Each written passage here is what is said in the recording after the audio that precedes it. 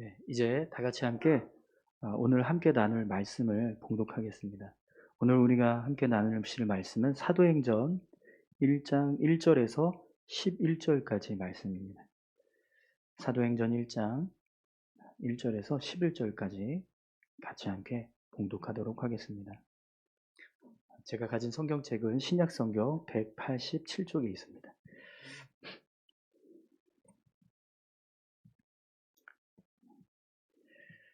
다 같이 함께 합독하겠습니다. 데오빌로여, 내가 먼저 쓴 글에는 무릇 예수께서 행하시며 가르치시기를 시작하신부터 그가 택하신 사도들에게 성령으로 명하시고 승천하신 날까지의 일을 기록하였노라. 그가 고난받으신 후에 또한 그들에게 확실한 많은 증거로 친히 살아계심을 나타내사 40일 동안 그들에게 보이시며 하나님 나라의 일을 말씀하시니라. 사도와 함께 모이사 그들에게 분부하여 이르시되 예루살렘을 떠나지 말고 내게서 들은 바 아버지께서 약속하신 것을 기다리라. 요한은 물로 세례를 베풀었으나 너희는 몇 날이 못되어 성령으로 세례를 받으리라 하셨느니라. 그들이 모였을 때 예수께서 여쭈어 이르되 나를 회복하심이 이때니까 하니 이르시되 때와 시기는 아버지께서 자기의 권한에 두셨으니 너희가 알 바 아니요 오직 성령이 너희에게 임하시면 너희가 권능을 받고 예루살렘과 온 유대와 사마리아와 땅끝까지 이르러 내 증인이 되리라 하시니라. 이 말씀을 마치시고 그들이 보는데 올려져 가시니 구름이 그를 가리워 보이지 않게 하더라. 올라가실 때 제자들이 자세히 하늘을 쳐다보고 있는데 흰옷 입은 두 사람이 그들 곁에 서서 이르되 갈릴리 사람들아 어찌하여 서서 하늘을 쳐다보느냐. 너희 가운데서 하늘로 올려가신 이 예수는 하늘로 가심을 본 그대로 오시리라 하였느니라. 아멘. 이제 우리 다 같이 함께 찬송가 337장 찬송하시면서 드려진 예물 하나님 앞에 봉헌하겠습니다.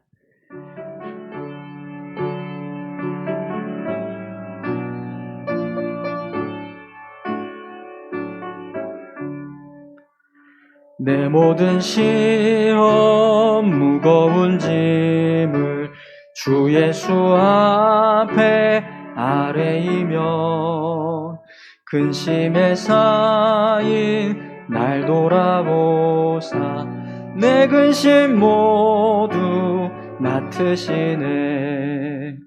무거운 짐을 나 홀로 지고 견디다 못해 쓰러질 때 불쌍히 여겨 구원해 주리 은혜의 주님 오직 예수. 내 모든 괴로 닥치는 환난 주 예수 앞에 아뢰이면 주께서 친히 날 구해 주사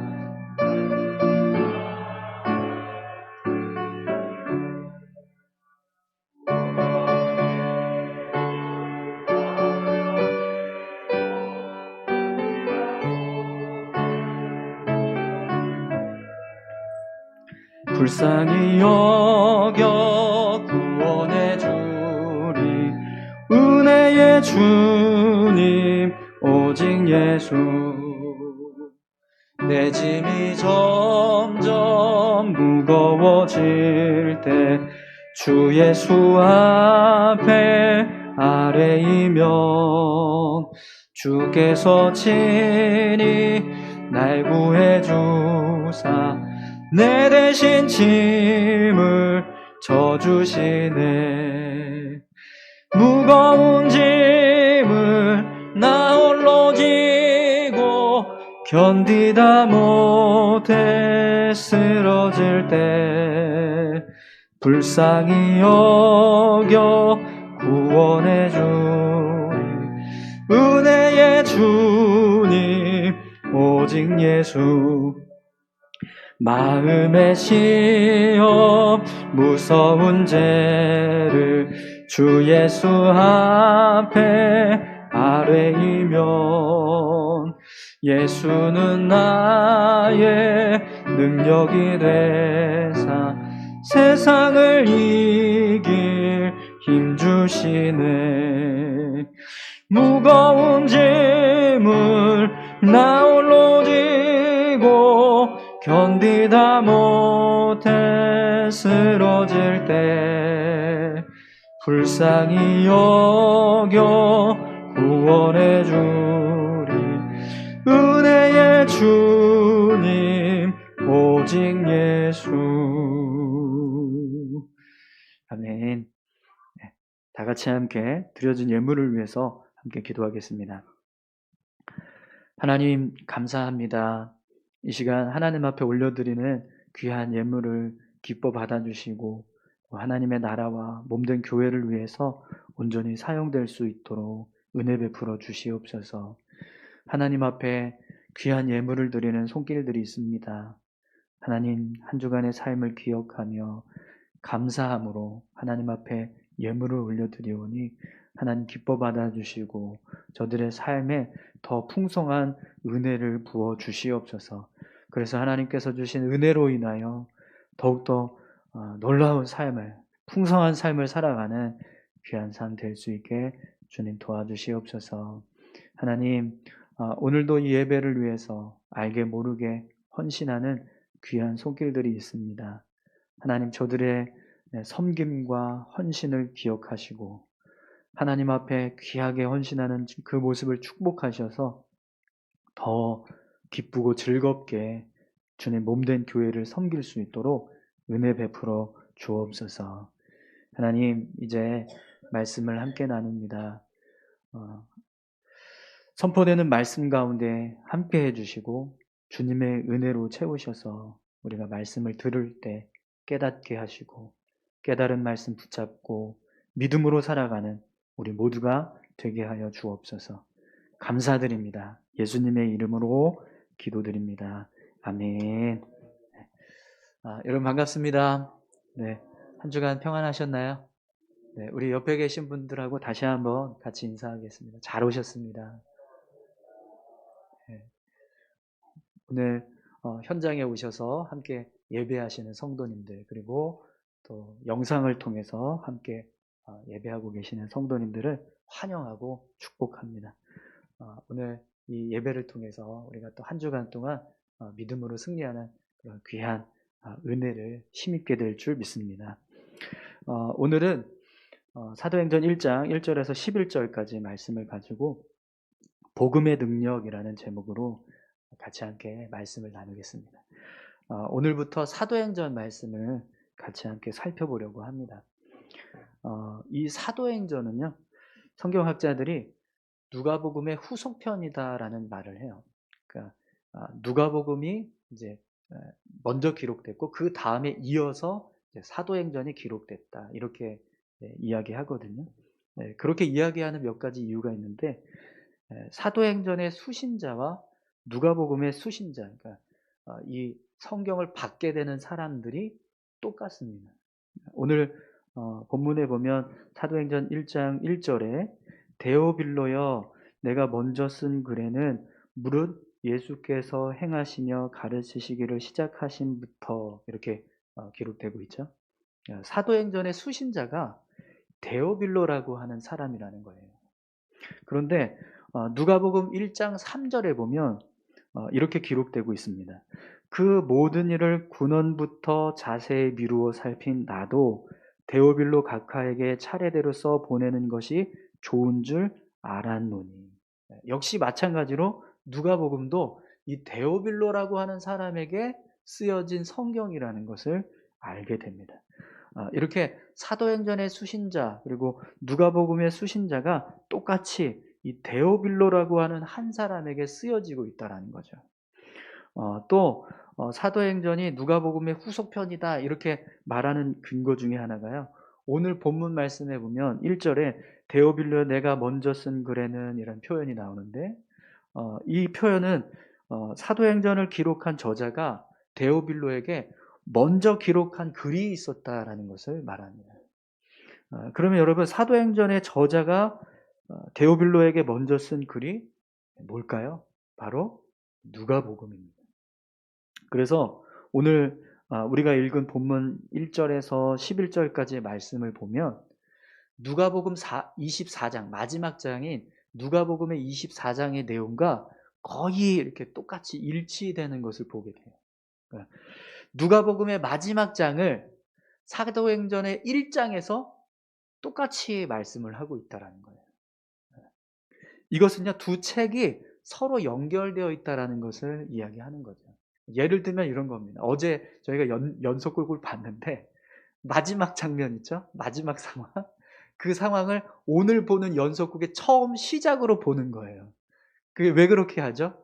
어제 이야기가 오늘 이야기가 이어진다. 이걸 보여주기 위한 거잖아요. 그것처럼 사도행전의 마지막 시작이 누가복음의 마지막 장과 연결지어서 이제 다루어지고 있다라는 거죠. 그것을 통해서 이 두 성경이 계속해서 똑같은 이야기를 이어가고 있다라는 것을 보여주는 겁니다.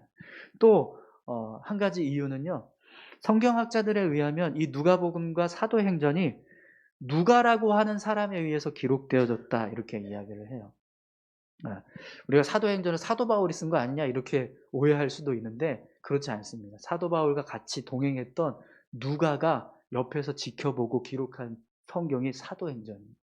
근데 누가복음은 누가가 기록했다는 것을 우리가 복음서 이름만으로도 분명하게 알 수 있는데, 근데 사실은 누가복음이나 사도행전 둘 다 누가 기록했는지 저자를 언급하지 않아요. 본문 내용 전체에서. 그래서 문체나 어법 또 단어 사용하는 단어들 또 내용이 중복되는 것 이런 것들을 다 이렇게 연구해 보니까 결국에는 누가복음과 사도행전이 누가가 기록했다 이렇게 이제 결론을 냈죠. 그래서 전통적으로 우리가 신학적으로 이제 사도행전과 누가복음은 누가가 기록했다라고 인정을 합니다. 이렇게 사도행전과 누가복음이요 여러 가지 증거들을 통해서 서로 연결되어진 책이라는 것을 우리가 알 수 있어요. 그럼 여러분 누가복음과 사도행전이 이렇게 서로 연결되어 있고 또 누가복음은 사도행전의 전작으로 쓰여지고 사도행전은 누가복음의 후속작으로 이렇게 쓰여졌다라고 하는 이 사실이 굉장히 중요한 의미를 담아요. 왜 그러냐면 여러분 누가복음은 어떤 책이죠? 복음서입니다. 예수님의 행적을 기록한 책이에요. 그런데 그 책이 끝나고 나서 이어지는 후속작으로 나온 사도행전은 어떤 내용을 기록하고 있죠? 그 복음이 예수님의 행적이 어떻게 해서 역사를 이루어 가는지 그것이 어떻게 해서 전파되고 하나님의 나라를 세워가는지를 기록한 책이 사도행전입니다. 복음이 그냥 지식으로 끝나는 게 아니라 능력을 행하는 모습으로 이어져 가고 있다라는 거예요. 여러분, 복음은요, 지식이 아닙니다. 복음은 능력입니다. 아멘이십니까? 네. 예수 그리스도를 온전히 만난 사람은요, 예수님을 만나는 것으로 끝나지 않는다라는 거예요. 반드시 영적인 변화가 일어나게 되어 있다라는 거죠. 그래서 여러분, 오늘 누가복음과 사도행전을 보면 한 가지 차이점이 한 가지 있어요. 그게 뭐냐면 데오빌로라고 하는 사람을 부르는 호칭이 달라요. 누가복음에서는 데오빌로를 뭐라고 부르죠? 데오빌로 각하라고 부릅니다. 이 각하라고 하는 표현은요, 우리가 알고 있는 바에 의하면 굉장히 높은 지위를 가지고 있는 사람에게 붙여지는 호칭이에요. 그렇기 때문에 이 데오빌로라고 하는 사람이 당시에 아주 높은 고위 공직자였다라는 것을 알 수가 있습니다. 그런데 사도행전에 가서는요, 데오빌로를 어떻게 불러요? 그냥 데오빌로여 이렇게 불러요. 각하라는 호칭이 빠져요. 누가복음과 사도행전에서 데오빌로를 부르는 호칭이 완전히 달라진다라는 거죠. 그럼 여러분 왜 누가복음에서는 데오빌로를 각하라고 부르고 있고 사도행전에서는 각하라는 표현을 빼고 그냥 데오빌로요 이렇게 부르고 있을까요? 그게 바로 복음의 능력 때문에. 누가복음에서는요, 데오빌로가 아직 예수 그리스도를 인격적으로 만나지 못했던 구도자의 모습이었어요. 여전히 그냥 예수님을 알아가고 있었던 사람이라는 겁니다. 그래서 누가복음 1장 4절에 보면 이런 말씀이 기록돼요. 이는 각하가 알고 있는 바를 더 확실하게 하려 함이로다.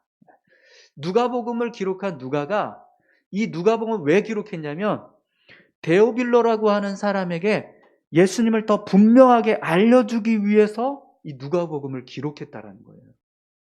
그래서 여러분, 이 누가복음을 통해서 어떤 일이 일어나게 돼요?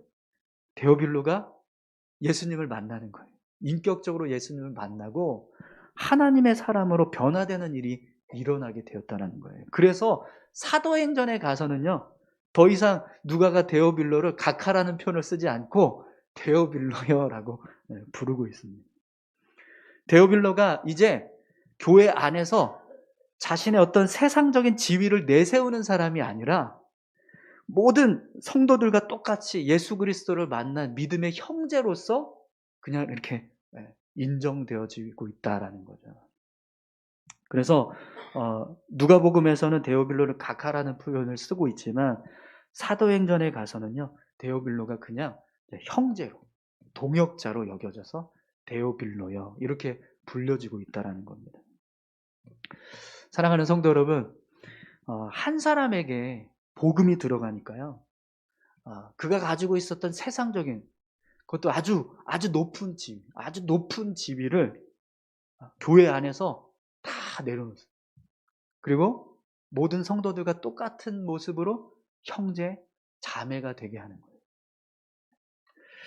여러분, 당시에 사회의 모습은요, 지금보다 더 철저하게 신분 제도를 중요하게 생각했습니다. 그리고 더 철저하게 따지던 세상이었어요.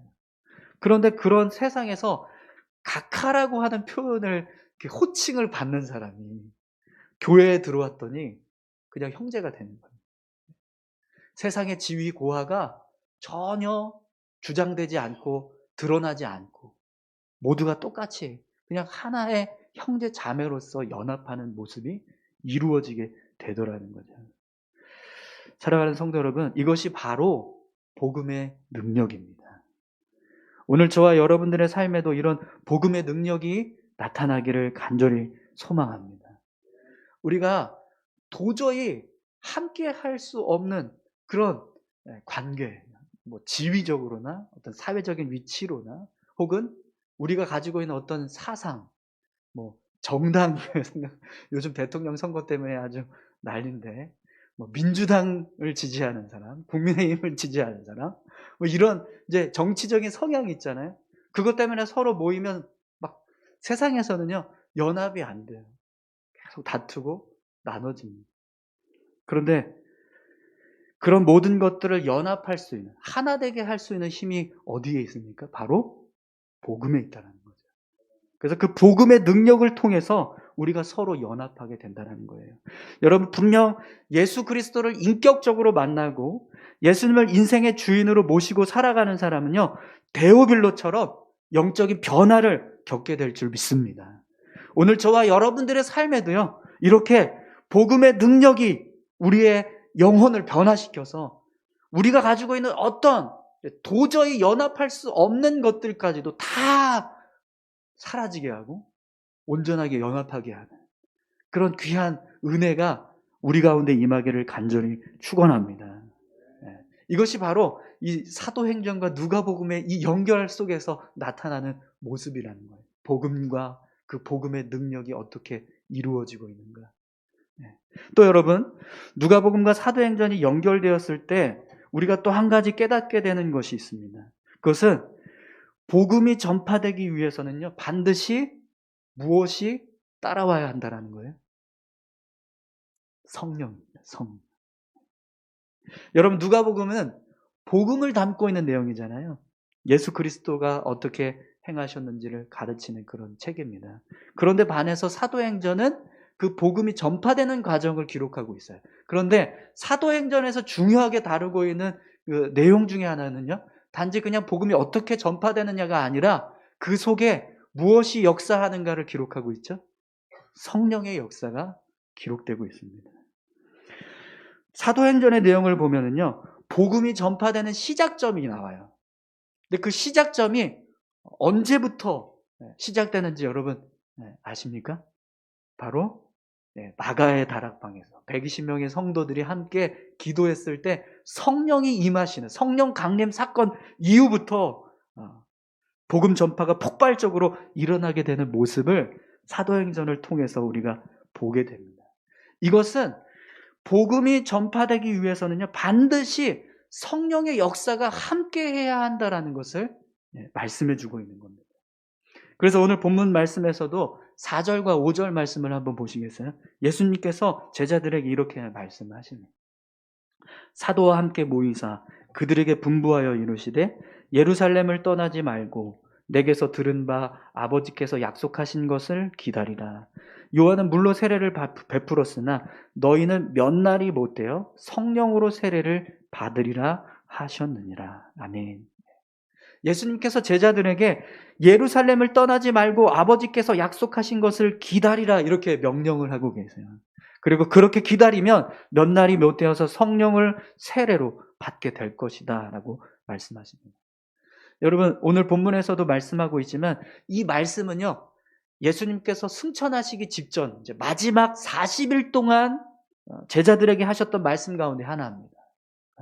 승천 직전에 예수님이 하늘로 올라가시기 직전에 주시는 말씀인데 그 말씀 가운데 예수님께서 제자들에게 뭐라고 말씀하고 계세요? 성령을 받으라라고 말씀하세요. 이 말씀은 유언과도 같은 말씀입니다. 그래서 이 마지막에 이 40일 동안 주신 말씀들을 우리가 이제 마태복음에서는 지상 대명령이다라는 표현을 써서 이제 예수님께서 말씀하시는 내용들을 이야기하기도 하는데요. 그러니까 우리에게 주시는 사명이라는 거예요. 유언과 같은 말씀이라는 거죠. 그런데 그 말씀을 예수님께서 뭘 얘기하세요? 성령을 받으라. 성령을 받으라. 여러분, 제자들은 3년 반이라는 시간 동안 예수님과 함께 생활하면서 복음 전파하는 훈련을 받았습니다. 우리 지금 이제 신학 대학원에 들어가면 6학기 3년 동안 공부를 하거든요. 그러면 이제 대학원 3년 과정을 거치면 목사 안수 받을 수 있는 자격을 줘요. 그러니까 사역을 감당할 수 있는 능력이 이제 있다 이렇게 인정을 하는 거죠. 그런데 예수님은요 3년 반 동안 훈련을 시키셨어요. 그러니까 6개월을 더 시킨 거예요. 그러면 제자들이 충분히 자격이 있었을 겁니다. 복음을 전파할 수 있는. 또 예수님 부활 이후에 제자들이 어떻게 변했죠? 예수님께서 메시아 대신 살아서 부활하셨다라는 사실을 믿고 예수님을 증거해야 한다라는 이유를 아주 분명하게 깨닫게 됩니다. 제자들은 분명히 복음을 전파할 수 있는 준비가 되어 있었어요. 그런데도 불구하고 예수님께서 먼저 제자들에게 뭘 말씀하세요? 성령을 받으라라고 말씀하십니다. 이제 곧 하늘로 돌아가실 거예요. 그래서 이제 제자들에게 내가 하늘로 올라가고 난 후에 이제 나가서 복음을 전파해라 이렇게 말씀하실 것 같은데 그게 아니라 먼저 뭘 받으라고 말씀하세요? 성령을 받으라. 네. 그럼 여러분 왜 예수님께서 제자들에게 나가서 복음을 전파하라라고 말씀하시는 것이 아니라 성령을 먼저 받으라라고 명령하고 계실까요? 복음이 전파되기 위해서는요 반드시 성령의 임재가 먼저 나타나야 하기 때문에 그렇습니다. 복음을 전파하는 자로 세워지기 위해서는 반드시 성령의 역사를 통해서 함께하는 사람이 되어야 한다라는 거죠. 그래서 아무리 3년 반 동안 복음 전파 훈련을 받고 또 예수님을 전할 수 있는 어떤 사명도 분명하게 있었지만 그럼에도 불구하고 성령의 임재를 통해서 성령과 함께 이 복음 전파의 사명을 감당하라고 예수님께서 먼저 말씀하고 계신 겁니다. 그래서 여러분 오늘 본문 8절과 9절을 보세요. 예수님 뭐라고 말씀하십니까? 오직 성령이 너희에게 임하시면 너희가 권능을 받고 예루살렘과 온 유대와 사마리아와 땅끝까지 이르러 내 증인이 되리라 하시니라. 이 말씀을 마치시고 그들이 보는 데 올려져 가시니 구름이 그를 가리워 보이지 않게 하더라. 아멘. 예수님께서 마지막 올라가시기 직전에 제자들을 향해서요, 성령이 너희에게 임하시면 너희가 권능을 받고 땅끝까지 이르러 내 증인이 될 거다, 이렇게 말씀을 하시고 올라가셨습니다. 이것은요, 성령이 바로 복음 전파의 역사를 주관하시는 능력이 되신다, 이것을 분명하게 말씀하고 있는 겁니다. 그렇기 때문에 여러분, 반드시 성령의 임재가 제자들에게 먼저 일어나야 했던 거예요. 사랑하는 성도 여러분, 복음 전파는 성령의 역사를 통해서 이루어진다는 사실을 믿으십니까? 네. 그럼 여러분, 교회가 사명을 감당하기 위해서는 무엇이 필요할까요?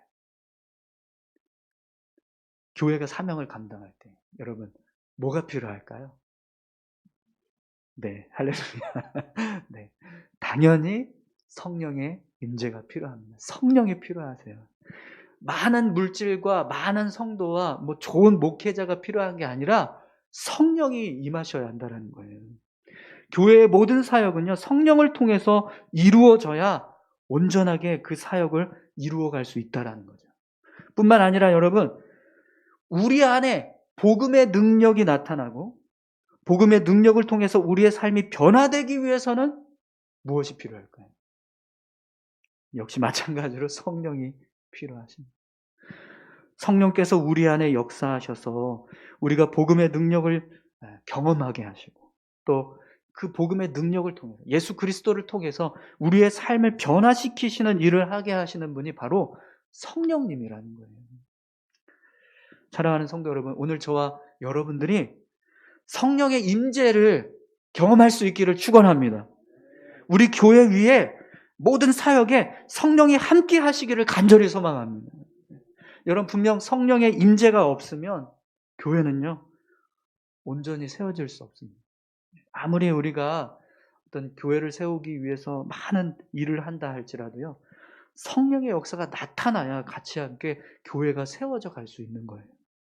마찬가지로 우리 안에 성령의 임재가 없으면 우리가 그리스도인으로서 온전히 살아갈 수 없다라는 겁니다. 반드시 성령께서 우리를 주장해 주시고 우리 가운데 역사하셔야 우리가 온전히 그리스도인에서 하나님의 백성된 삶을 살아가게 된다는 것입니다. 오늘 저와 여러분들에게 그런 성령의 임재가 임하기를 간절히 소망합니다. 그럼 여러분, 우리가 어떻게 해야 성령께서 우리 가운데 역사하실 수 있을까요? 오늘 예수님께서 제자들에게 뭐라고 말씀하시죠? 예루살렘을 떠나지 말고 내게서 들은 바 아버지께서 약속하신 것을 기다리라. 요한은 물로 세례를 베풀었으나 너희는 몇 날이 못해요 성령으로 세례를 받으리라. 아멘. 예수님이요, 제자들에게 아버지께서 약속하신 것을 기다리라, 이렇게 말씀을 하세요. 그럼 여러분, 예수님이 기다리라라고 말씀하시는 이 의미는 뭘 얘기하는 걸까요? 그냥 어떤 정해진 시간에 만나게 될 것을 그냥 막연하게 시간을 흘려보내는 기다림일까요? 아닙니다. 지금 예수님께서 말씀하시는 이 기다림은요, 무언가를 맞이하기 위한 준비를 하는, 고대하는 마음을 가지고 기다리라는 거예요. 우리 이제 제대를 앞두고 있는 말년 병장이 제대 날짜 손꼽아 기다리는 것처럼 성령의 임재하심을 하나님께서 약속해 주셨다라고 하는 그런 믿음의 확신을 가지고 그 순간을 맞이하기 위해서 간절히 소망하면서 기다리는 모습, 그 모습이 성령을 기다리는 자의 모습이라는 거죠. 성령의 임재를 원한다면 성령을 간절히 사모하고 성령을 맞이하기 위해서 준비하는 모습이 필요하다는 겁니다. 사랑하는 성도 여러분, 성령은 사모하는 자에게 임하시는 줄 믿습니다. 네. 1부 때 말씀드렸더니 아멘을 잘 안 하시더라고요. 네. 성령의 임재가 일어나기 위해서는요, 성령의 임재를 기다리는 자에게 임하는 줄 믿습니다. 네. 분명 예루살렘을 떠나지 않고 또 예수님께서 말씀하신 것을 믿고 성령을 맞이하기 위해서 준비하는 자가 성령의 임재를 경험하게 되는 거죠. 그래서 여러분, 우리가 잘 아는 것처럼 120명의 성도들이 마가의 다락방에 모여서 전심으로 기도했다고 말씀하고 있죠. 그랬더니 성령께서 불같이 임하세요. 그 이후부터 놀라운 일들이 이루어져 가는 모습들을 사도행전에서 기록하고 있습니다. 여러분, 오늘 저와 여러분들이 성령을 사모하는 자 되기를 축원합니다. 우리의 삶에 성령의 임재하심이 일어나기를 소망하고, 또 성령과 함께하면서 살아가기를 소망하는 그런 성령을 고대하는 마음, 그 마음이 우리 가운데 있을 때 성령께서 우리와 함께 하신다는 거죠. 여러분, 그렇게 우리가 삶을 살아가면 반드시 성령께서 우리 가운데 역사해 주실 줄 믿습니다. 그럼 여러분, 성령의 임재가 일어나면 어떤 일이 일어난다고 말씀하고 있죠? 오늘 본문에서는요, 예수님께서 뭐라고 말씀하시죠? 오직 성령이 너희에게 임하시면 너희가 권능을 받고, 권능 받는다, 이렇게 말씀을 하시는데, 그러면 이 권능의 모습이 어떤 모습일까요? 우리가 성령을 통해서 우리가 삶을 살아가면 어떤 은혜를 경험하게 될까요? 여러분, 지난주에 우리가 수요일 날 스가랴서 4장 말씀을 같이 함께 나눴는데, 이 스가랴서 4장 6절에 보면 이런 말씀이 있습니다. 여호와께서 말씀하시되 이는 힘으로 되지 아니하며 능력으로 되지 아니하고 오직 나의 영으로 되느니라. 아멘. 이 말씀은요, 당시 예루살렘 성전을 재건하고 있었던 총책임자 수룹바벨이라고 하는 총독에게 주시는 하나님의 말씀인데, 하나님께서 수룹바벨에게요, 성전 건축하는 일은 사람의 힘과 능력으로 하는 게 아니라 나의 영으로, 하나님의 영으로 하는 거야. 그러니까 하나님의 영을 의지해서 이 일을 이루어 가라, 이렇게 말씀하시는 거죠. 그래서 하나님이 수룹바벨에게요, 하나님의 영으로 이 일을 주관할 때 어떤 일을 약속하시냐면, 수룹바벨 앞에 있는 큰 산이 평지가 되게 하시겠다, 이렇게 말씀하십니다. 큰 산은요, 어려운 문제를 말하는 거예요. 이 일을 진행하는 데 있어서 도저히 내 힘으로는 감당할 수 없을 것 같은 큰 문제가 눈앞에 있지만, 그 문제를 마치 평지처럼 쉽게 넘어갈 수 있는 은혜를 주시겠다라는 거죠. 또 수룹바벨이 성전의 기초를 놓았어요. 그래서 하나님이요, 그 기초를 놓은 손으로 일을 마치게 하시겠다, 이렇게 말씀을 하십니다. 시작하게 하신 일을 마치게 하시는 은혜를 주신다는 거예요. 여러분, 우리가 삶을 살아가다 보면 정말 많은 경험을 하셨겠지만, 시작한 것을 끝맺는 일이 얼마나 힘든 일인지 우리가 잘 알고 있습니다. 내가 시작은 했지만 끝맺지 못한 일들이 수없이 많습니다. 그런데 하나님이요, 성령을 통해서 삶을 살아가면, 하나님의 영을 의지해서 삶을 살아가면 시작한 것을 끝맺게 하시는 은혜를 주시겠다는 거예요. 오늘 저와 여러분들에게 그런 은혜가 임하기를 간절히 소망합니다. 또 수룹바벨을 향해서 하나님이 뭐라고 말씀하시냐면, 하나님이 수룹바벨이 행하는 일을 기뻐하셔서 계속 살펴주시겠다라고 말씀합니다. 하나님이 계속 지켜보시겠다, 이렇게 말씀을 하십니다.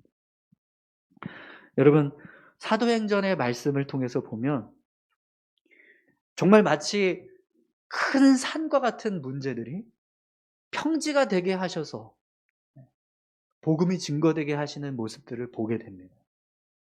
또 시작한 것을 끝맺게 하시는 그런 역사들을 사도행전에서 기록하고 있습니다.